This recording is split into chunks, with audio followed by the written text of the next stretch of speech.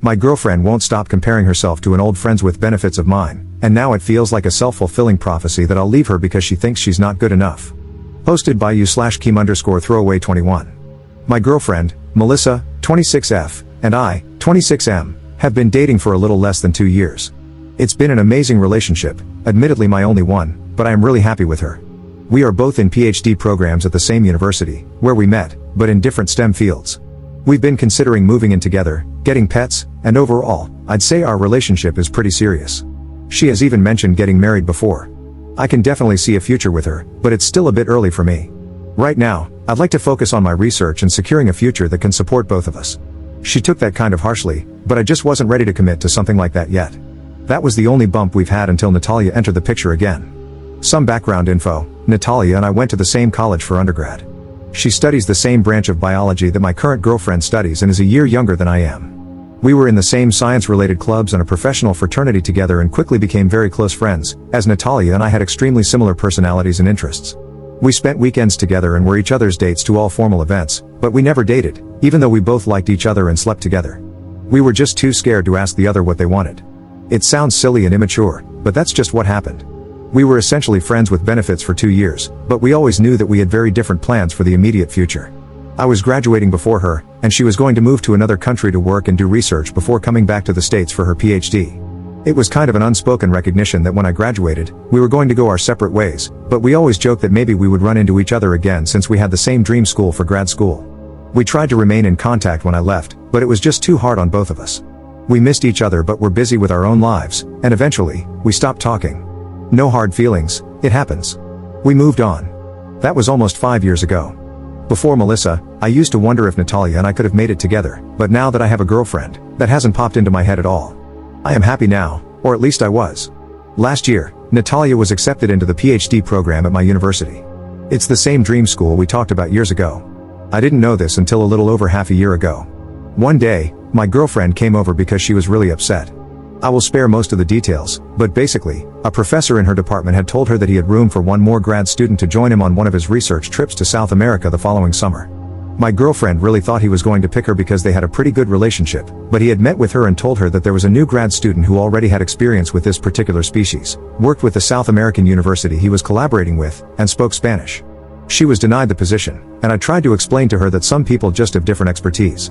Over the next month, she would tell me more and more about this new grad student, how everyone who met her practically fell in love with her or found her extremely interesting, how she was super cool, how people fawned over her, etc.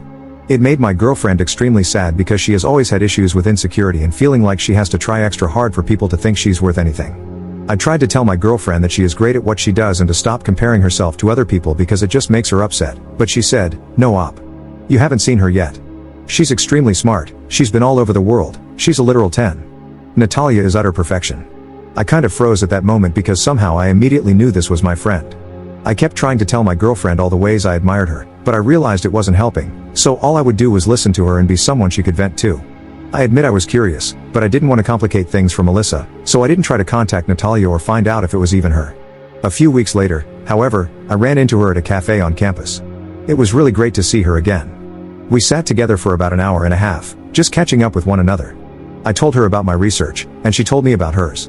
She had accomplished so much for herself in the few years since I had seen her last, and I was so happy for her.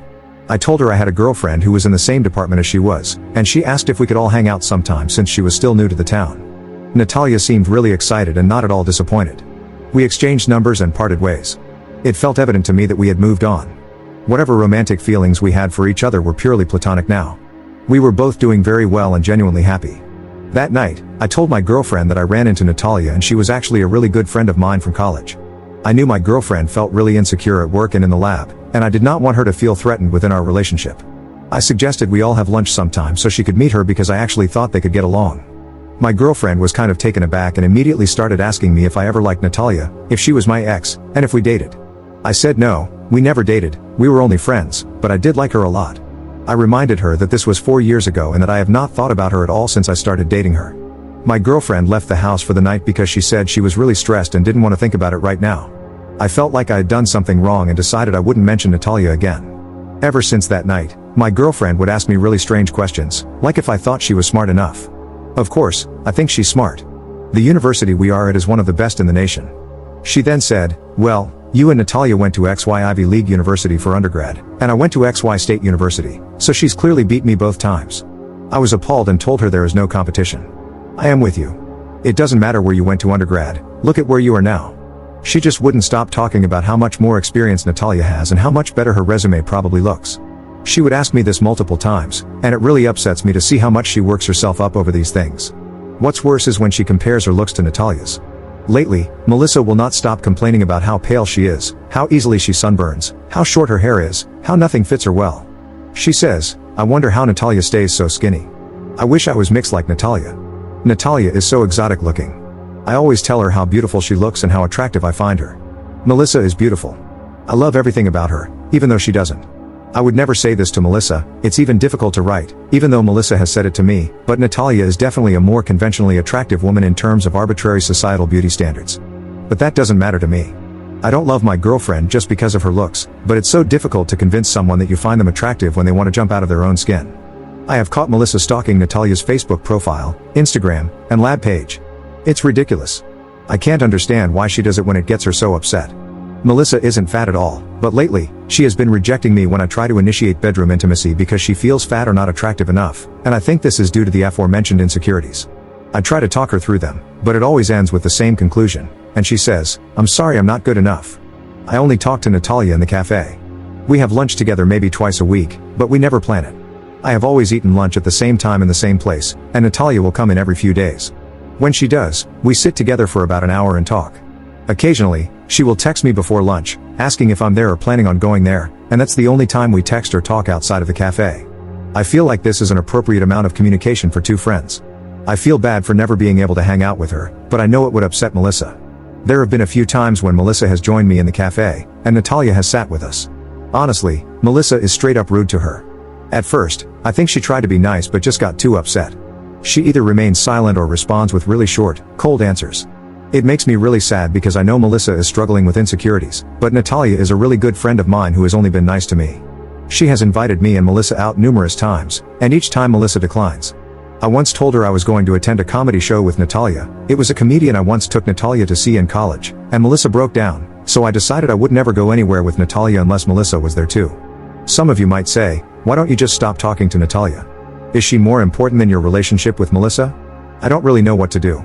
I see Natalia for 2 hours a week, and we don't hang out or even talk outside of that. I have given Melissa no reason to think I am cheating or being unfaithful. Natalia has only ever been a good friend to me, and I shouldn't have to cut her out of my life when she already plays such a little role. It feels kind of unfair to me because honestly, sometimes I wish I could see Natalia more because she's a really wonderful, interesting person, but Melissa is definitely a priority in my life, so I have kept our friendship very casual and minimal.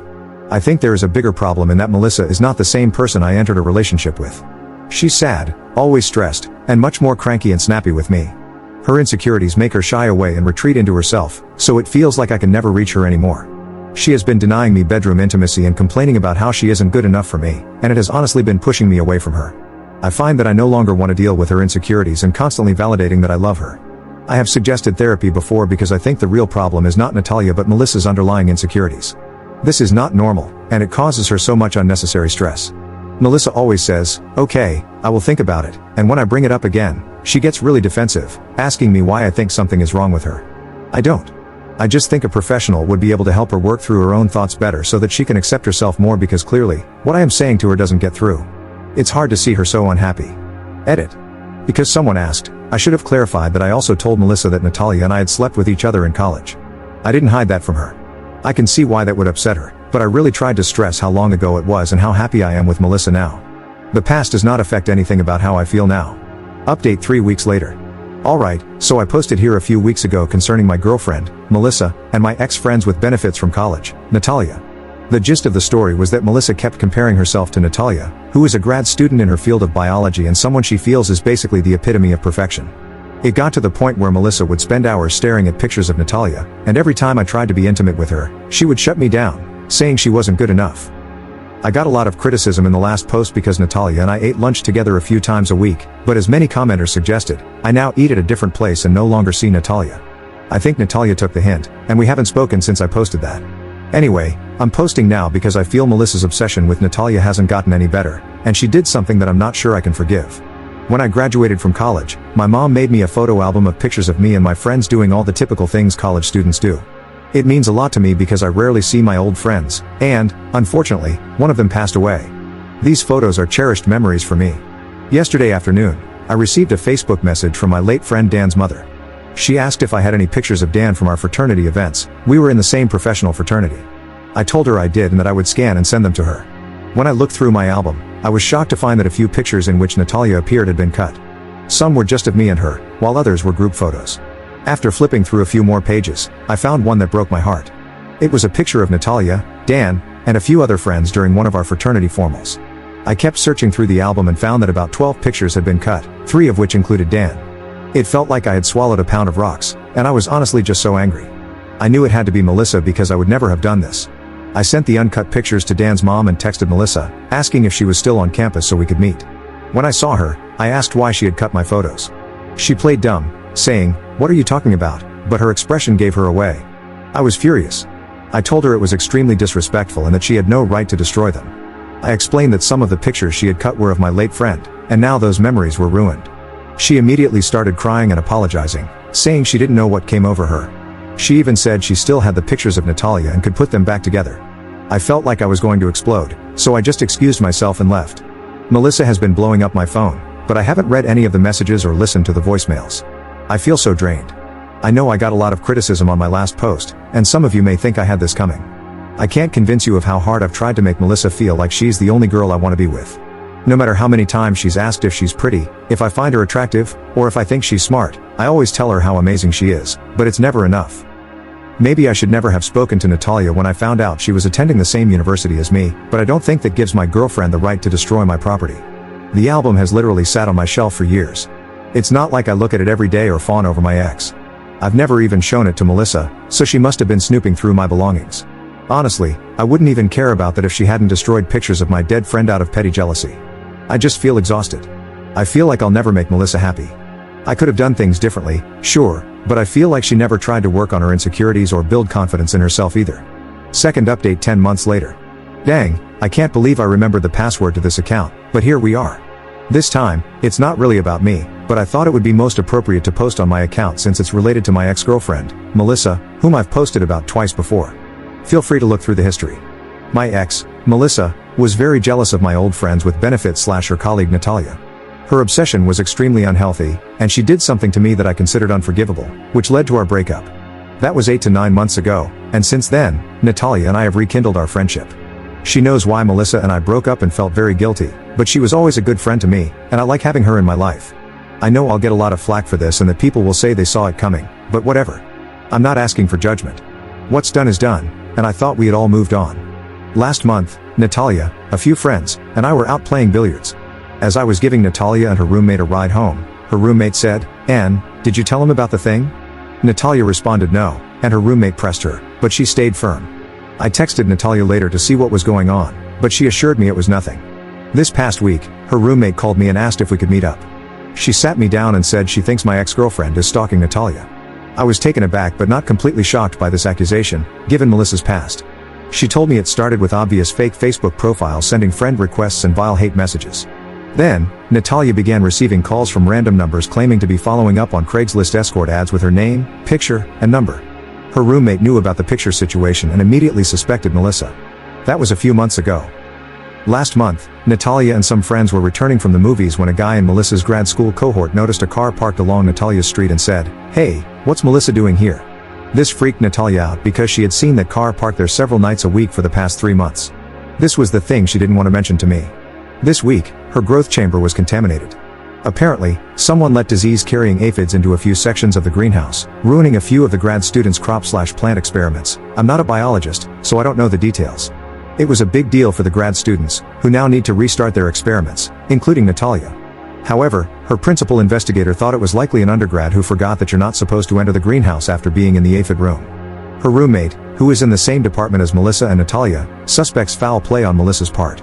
Apparently, Melissa has been bad-mouthing Natalia ever since we broke up. Obviously, that's a very strong accusation with no concrete proof, so her roommate hasn't reported it to administration. Still, it's really scary to think Melissa might go to such lengths to hurt someone else. It sounds to me like Natalia is being stalked, but she doesn't want me to know. I brought it up with Natalia yesterday, and she confirmed what her roommate said.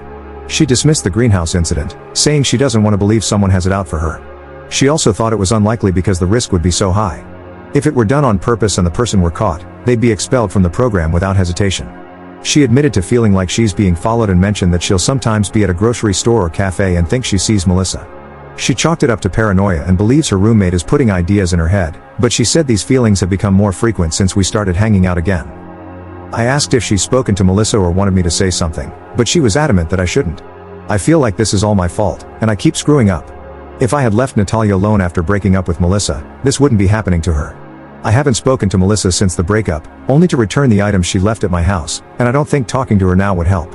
I wouldn't doubt that Melissa is capable of stalking or sabotaging Natalia's work, given her history, but I haven't seen any of it firsthand. Is there something I can do before this gets worse? In my last few posts, many people said I handled things poorly, and I want to make sure I do something right for once. Should I stay out of it?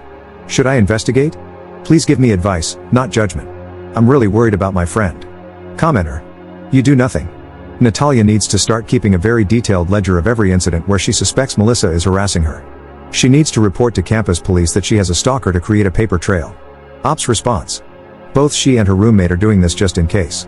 Her roommate feels 100% sure that the greenhouse incident was Melissa's doing, but Natalia is waiting for more proof.